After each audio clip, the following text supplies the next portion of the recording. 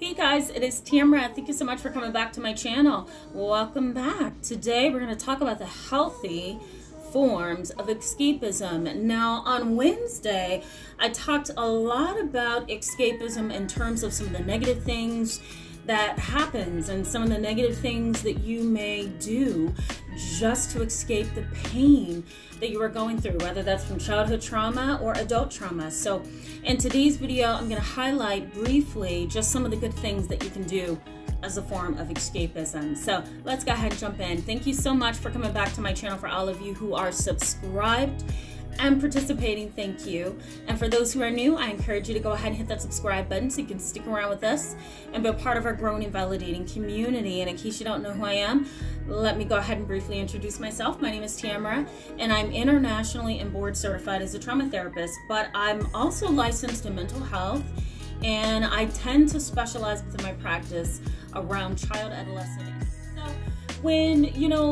when you think of the term escapism, I'm sure you think, well, it's basically just trying to escape something with distraction. But the reality is that escapism becomes a lifestyle. It becomes a trauma response. It becomes something that, you have a hard time really managing because it's become ingrained in you. It's a part of who you are. You're not just trying to escape it. You're not just trying to escape the experience, I should say, because it's a painful one, or a memory because it's a painful memory, or the trauma because it's painful. You've actually learned how to make escapism a part of your life. So it's kind of ingrained in you.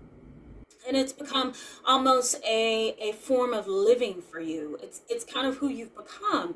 And if you're dealing with pain all the time as an adult, as an adolescent, whoever you may be, then you're most likely going to make that escapism a part of your everyday life, maybe even part of your every waking moment. And that's usually the case with substance abuse, sex addiction, overspending, that kind of thing.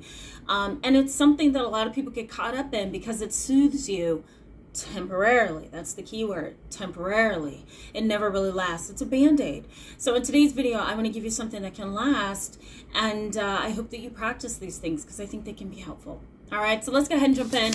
I'm going to use my list to kind of keep me focused here. I'm going to make this video a little bit brief because the last one was a little bit long. The last two I did. So let's go ahead and jump in, okay? So the first form of escapism that I want you to think of when it's healthy is what I have down here. It's imagery and meditation. Now, meditation and imagery may not be something you're interested in, and if not, then I say go to the next thing. But if you are, I think it's a really good way to kind of fall asleep at night. If you're not into the humming kind of meditation, because I'm certainly not. That kind of like my nerves rattles when I'm doing that. I'm like, get to the point. I can't go through that process. It's so hard. What I would do and what I usually do personally is I use it right before I go to bed, or I use it while I'm in bed. So sometimes I won't sit up and do this, but sometimes I will put on my earphones and I'll listen to an app called Calm. Here's a logo here of the app Calm. This is not a sponsored video, but this is just something that I use with a lot of my clients and personally, and it works like wonders. You can listen to nature sounds, you can listen to music, you can listen to adult stories, and you can also listen to music. There's also guided imagery and meditation practices that are like 2 minutes, 5 minutes. It's a great app. I love it. And here's a small tip. If you're a business owner like I am, and you use American Express credit card, you can definitely go to your American Express card and inquire about a free trial. So there's a little bit of a tip for you if you're a business owner, but the app is great. I use it all the time. Okay. The next thing, guys, that I have on my list here is exercise, dance, and sports. The goal with this is to increase endorphins. You want to find a different way to increase your endorphins. You don't want to do it with sex. You don't want to do it with drugs. You don't want to do it with overspending, but you certainly want to do it with something that's going to be helpful and healthy for you. Dance, music, sports, gymnastics, whatever, hard work, mowing the lawn, working for other people physically, whatever it takes. You want to do it in a healthy way to get those endorphins going, okay? The next thing would be prayer and journaling. I love journaling and I love prayer. It took me a lot of years to get to a point where I realized prayer is essential for me. It's kind of releasing that stress from here and giving it to something much bigger than me, and that is God for me. So prayer is really helpful for me in the morning before I get ready for the day, or sometimes right before bed. Whatever I need to get off my chest, I do do it in that prayer, whether that's about the world or my personal life. Journaling is also essential for me. Here's a picture of a gratitude journal for women that I use, but you can also use just a notebook if you're a man, if you're a guy. It can also be helpful. Just get your thoughts and your emotions out on paper.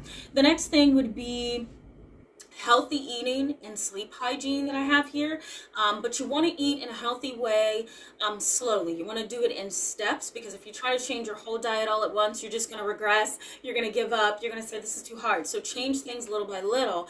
Maybe you're eating white bread, maybe you need to switch that to whole grain. Maybe you're not eating enough fruits, maybe you need to start off with 2 oranges a week. So do it in baby steps. You can also use certain apps. I'll put a couple logos here. These are apps that I use or that I recommend to my clients and those who consult with me. Very, very helpful. Sleep hygiene is essential as well. You have to get your sleep. If you don't, you're going to be irritable, emotional, and really dysregulated. Here's a picture of vitamins from the company Ray that I love. They are really, really good, mainly for females, but they may have some male vitamins as well. But I also encourage you to try, for the men on the channel, Rainbow Light. Here's a picture right here of those vitamins for men. Again, this is not a sponsored video, but these are great ways to kind of boost your energy. Also, I have here on my list skincare and self-care. Those are also great escapism activities for you. Self-care, doing things that kind of build your resilience, your confidence. And what's the other one, guys? Skincare. Skincare is a great way to kind of take care of yourself. Men do it, women do it. I do it a lot. There may be a video that I post in the future where I walk you through my skincare process. You might be interested in that. There's a lot of mental health pieces to that I can go over as well. But skincare for me is a way to say I value you and I want you to feel good about you. So I'm gonna really throw myself into my skincare and my baths and my showers. And so that can be helpful for you too. And last but not least, charity work. I have volunteering and entrepreneurship. Those are also great activities for you as well. Those are things to kind of throw yourself into. They get your mind off of you and your problems, and they put your mind onto other things and other people. So that's another way to look at that. Escapism can be healthy. You just have to know exactly what to do. Thank you so much for being with me today, guys, in this short video. Go ahead and give it a thumbs up if it was helpful. Go ahead and hit that subscribe button as well. I'm going to post another poll to ask you what you want to see next. We're going to start with category B. So I'll let you guys choose what you want to see next. I'll see you then.